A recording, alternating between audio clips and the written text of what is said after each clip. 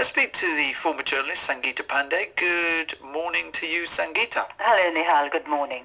What do you think his legacy will be, Sangeeta? Oh, I mean, for a man who lived his life in contradictions, the legacy, I think, is also going to be extremely controversial, as it were. I mean, when you were talking about Muslims his granddaughter, I understand, married a Muslim. Now, the Indian press has not covered it. He did not attend the wedding. This happened in December last year. Funny that. The family accepted it. The Indian press, I can't find anything on the Indian press, but you see a lot of it outside. If it just to, here's a man who was anti the North Indians, Bengalis, and South Indians. Sorry? And South Indians. And South Indians. Yes. And yet he has always patronized and looked after Amitabh Bachchan. So this man has lived his life. His hoodlums went around beating people for celebrating Valentine's Day, and yet he invited Michael Jackson to his house. And then you can see him sipping white wine in all the interviews done after 2003.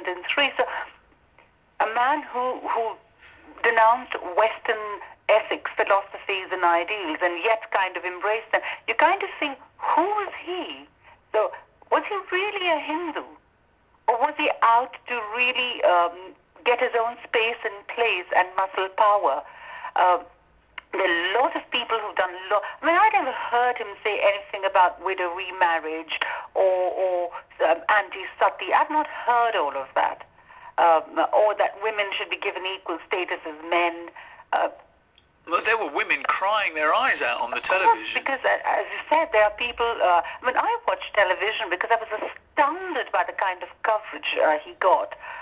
He was not a national leader. His Shiv Singh is limited really to Maharashtra's municipal elections. Yeah, I think it doesn't do that well outside of Mumbai, really, does it? No, because he's got, I think, only 1 or 2 representatives in the Rajya Sabha and 3 and 4 in the Lok Sabha. That is the Indian Parliament, the upper and the lower house. So Shiv Singh... But the big thing is, Indian politicians have always looked at him or coveted his patronage. He has been known to do trade-offs against even the BJP, which is an ally of the Shiv Sena. He's traded off with the Congress, when it came to a whole host of things. But he had control of the mob, by all accounts, didn't he? And that's what politicians wanted, wasn't it? That he could generate street support for him. I mean, and sometimes to violent ends, although of course he has never been convicted of being involved in any of these activities. No, but there are cases still pending against him. And that is the question raised yesterday. I mean, many said it was not at the time and place to raise it, that he got a 21-gun salute at the funeral and that he was, given state honors, despite the fact that there were cases pending against him. Well, and he's never held office, and that's usually, including having the flag draped over you, is usually reserved for people who've held office, and he never has he? No, and these were the questions being raised by political commentators even yesterday. As the funeral was being conducted, or when the procession was on, why was he accorded this? And the fact that the cremation happened at Shivaji Park is unprecedented. So there has to be something in the man, whether it was his charisma or whether it was fear. There was something that there was this huge turnout. Yes, absolutely, over 1 million people. Kishwar Desai is a guest of mine in Delhi. Good morning to you from the UK. Good afternoon to you in India, Kishwar. Good afternoon. Good afternoon. Welcome back to the show, Kishwar. Always a pleasure to have you on the show. Sangeeta is struggling to understand why this man managed to generate so much love for himself. Now, why do you think he was revered by so many people? Yeah, sorry to interrupt, Nihal. It's just that, because you gave this introduction to what happened yesterday, to which I do want to make a few corrections. Yes, because the Indian media has actually some bits of it, been quite critical of Bala Thackeray, of course, even though they gave him a lot of coverage yesterday and in fact during the whole of the last week when we knew that he was quite sick. But the point is that the funeral passed off without any incident, but his is not the brand of politics most people in India want to see today, and I think India has moved on, and we should just forget about this whole creation of this whole myth of this Marathi Manos and Hindu identity and all that which he was spouting largely as what it was. It was well, that's it. I mean, to be exactly yes, his son is attempting to somewhat not dilute his father's energy, but certainly be a little bit more open-minded, shall we say, than it's not going to be able to carry on, because in any case there is already a division between Raj and Uddhav, the son and the nephew. Yes, so there is, yeah. whatever legacy of fear which Bala Thackeray had been so good at instilling in people in Mumbai is going to get divided. So there's going to be a gang war out there quite soon, with each of the two trying to. So in a way, what has happened has come to pass is something which is actually, probably going to lead to a healthier politics.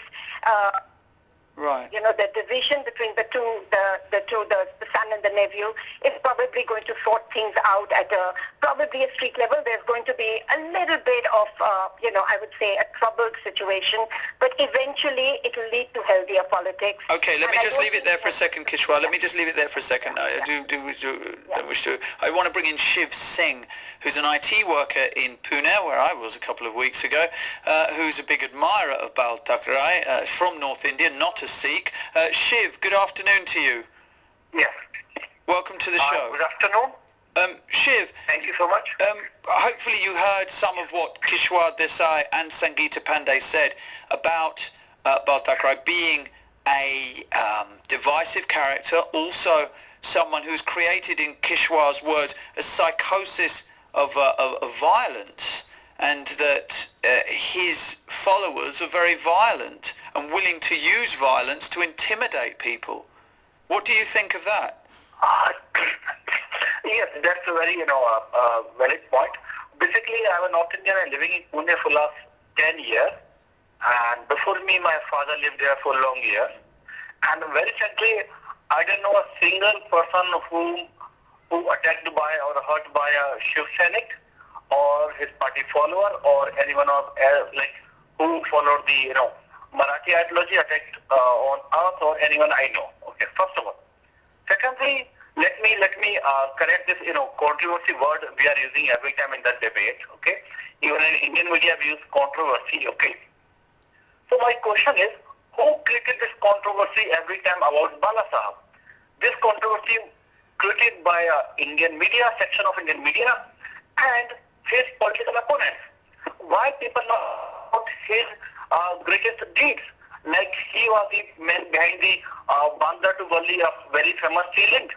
He was behind the Mumbai or Bombay become a capital hub of India. Okay, economical hub of India. He was the man behind the created a lot of job options to the common man. Yes, but Shiv, sorry to interrupt you, but he may have created job options for the common man, but he wanted those jobs to go to Marathis, not people like you who are from North India. And in fact, he was quite clear that he didn't want South Indians and North Indians coming to Mumbai, did he? Or Maharashtra?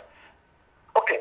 So here was the logic is, he started politics in some 60, 70, 80 centuries time when he was on the top of Indian politics. Okay, and he observed that there was a lot of job opportunities, a lot of the economic opportunities, a lot of preference was going to having with the South Indians or might be the other than the Maharashtrians.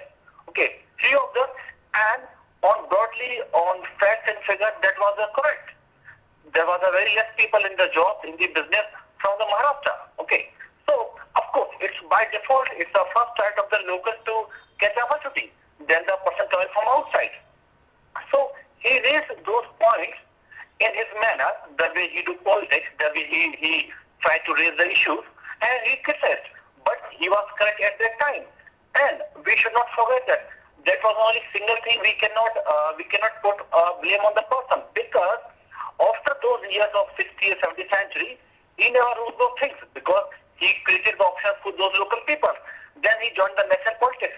Then he talked about the underworld. Then he talked about the poverty. Then he talked about the national issues.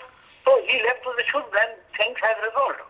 So we should not carry every time those only points which are somehow negative about him. But okay, but what about but Shiv? Okay, but Shiv, what about? So sorry, Kishwar. I just want to ask one question though.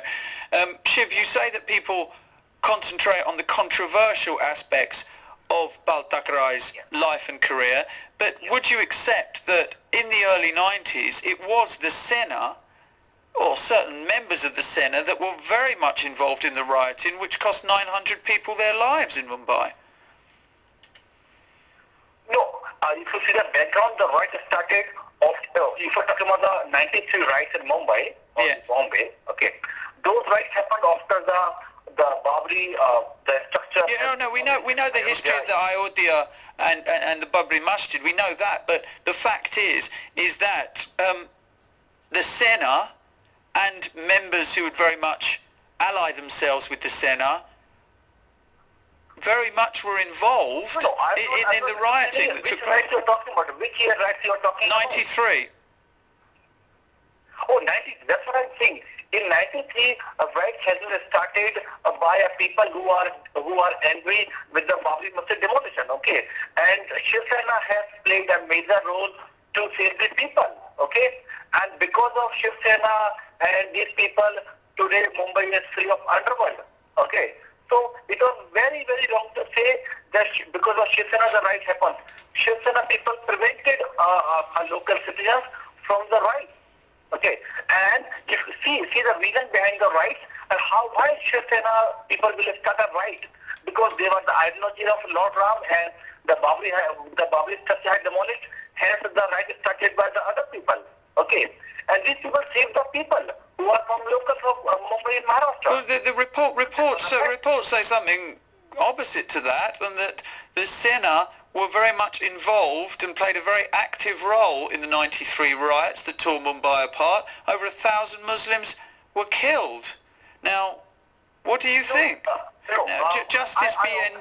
Sri Krishna Commission looked into the riots and indicted Thakrey and Sena leaders at the time. I objected because the rights happened after the Babri structure, and the angry people from the Muslim community started riots. Okay, why the Shiv Sena people will start riots when they wanted to demolish the Babri, and they did? Okay, Shiv, wait there a second. Kishwar, you wanted to come in, then I'll bring Sangeeta in. Yes. Kishwar? Yeah. Well, 2 points quickly, Nihal. One is what exactly you said, that the Sri Krishna report had indicted Bala Thakray, and this is very incorrect to say that the Shiv Sena was not involved. They were very much involved in the rioting itself, which is why you found that more Muslims were killed than Hindus. Anyway, and let's not get into a body count here, but I think we need to correct this gentleman on that. And secondly, when he says, oh, this was all in the past about, that he was anti the Gujaratis and the South Indians. In fact, it was as recent as just a few years ago that he started the whole controversy about the Biharis coming and things like that. And believe me, as somebody who has lived in Mumbai, wait, Shiv. taxis in Mumbai, I can tell you that people there are really scared of the Shiv Sena. I mean, you talk to any taxi driver who's from outside. I'm talking about Hindu taxi drivers. I'm talking about Hindu dwellers from other states.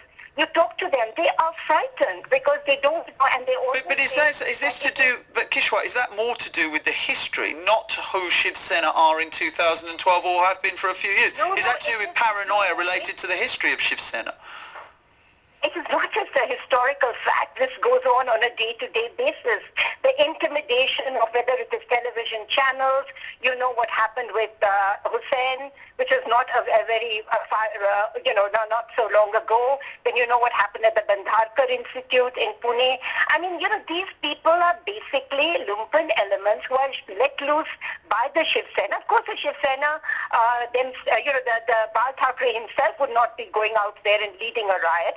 but he would definitely be able to instigate at the drop of a hat, drop of a pin, maybe press of a button, get these mobs onto the street. So it's very important to remember that in a place like Mumbai, anybody who had that power to intimidate not just people on the street, but to get the police to behave in a way that he wanted them to behave, to get the politicians to get into line, means that he had uncontrollable power, which is what you saw happening yesterday with everybody flooding the streets and things like that, because people shut shops because they're not out of respect, but they were fearful. I know of people who just said, look, we just had to put the shutters down because they could have come and stoned us. We got threats that you better close your shops, otherwise, there's going to be trouble. All right, Kishwar, let me just interrupt you there for a second, because I want to bring Sangeeta in as well. Sangeeta, is there anything you'd like to say about Shiv Singh's I've been listening to all of this, and I kind of understand to some extent when people say the Hindu sentiment got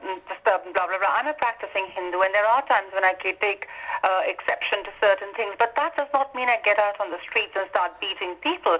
And Bala Thackeray actually had created that kind of an environment. But Sangeeta, is that, though, a failure on the part of the Congress and the BJP, who failed to understand the frustrations that normal Hindus felt in India, and that Bala Thackeray managed to harvest these frustrations and managed to focus them in being anti-Pakistani, being pro-Marathi and Maharashtrian, and really give people a sense of pride again? Well, Nihal, I have to give you credit for this, that you've really touched the nerve for a lot of people. Right-thinking people also feel that the Congress did not, they always call it, forget the word now, appeasing policy. Yes. Now, Bala Thackeray could have picked that up 48 years ago, and I think he did. He did touch upon that and said, look, nobody else is looking after you, and I will. You can still look after your people, but you don't have to become aggressive. You don't have to start creating fear. I, as a Hindu, would not be comfortable in Mumbai. That's what I'm saying. But Shiv Singh, who's in Pune, and I do have to go to a track in a minute, Shiv, so please be brief on this. Now, Shiv, you're not a Maharashtrian. Sangeeta, who's a Hindu, is saying she would not feel comfortable in Mumbai. What would you like to say to her? No, I will add a very important point here which we are missing, These all things we are discussing and talking, or most of us are hearsay, may not be true, and there was an ongoing agenda for last many years to manage the image of Bala Saheb or the movement which is leading by our national and nationalist people. With all due respect, I'm sure the Sri Krishna Commission was not just hearsay. It wasn't just a couple of people down a cafe just discussing it. I mean, this is Justice B.N. Sri Krishna Commission. It was compiled, and it said the strongest evidence to support. It did find evidence that supported the fact that Mr. Thackeray did not like Muslims particularly. And what is that also matter? No, I'm adding the Sri Krishna Commission report, and very proudly, which he denied, of course. Commission has not blamed Bala Saheb for those rights, and there was not a single case in Indian Penal Code going on against Bala Saheb Thakrey, Well, there are ongoing cases, as Kishwar pointed out. Just only pointing a name of the commission not sufficient. Let's read the line of the commission.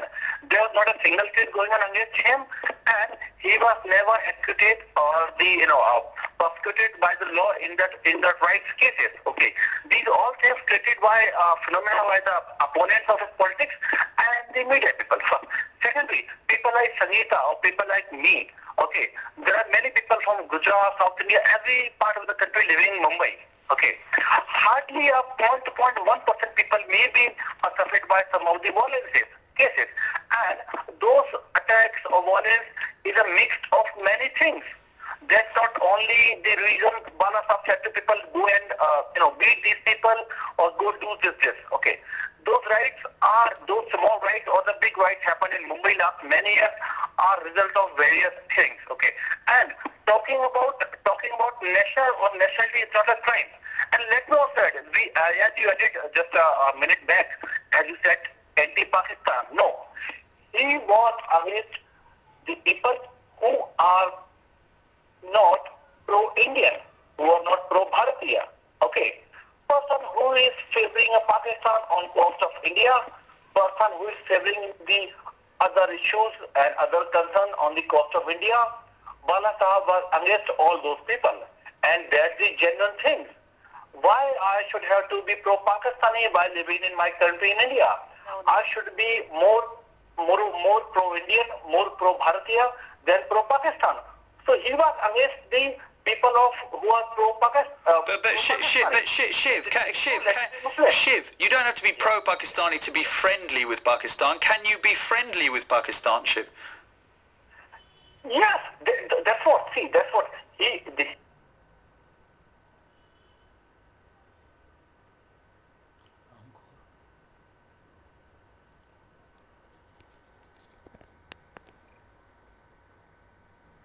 He said many times, I'm against the people who are pro-Pakistani. Let it them Hindu, let it them Muslim, let it be Christian. Okay.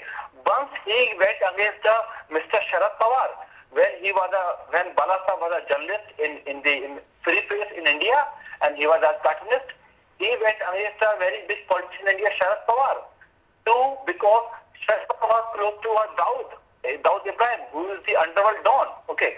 So he wrote in his newspaper against Sharad Pawar, who was a Hindu. It means his voice was against who are pro-Pakistani or not pro-Indian. That's what his case.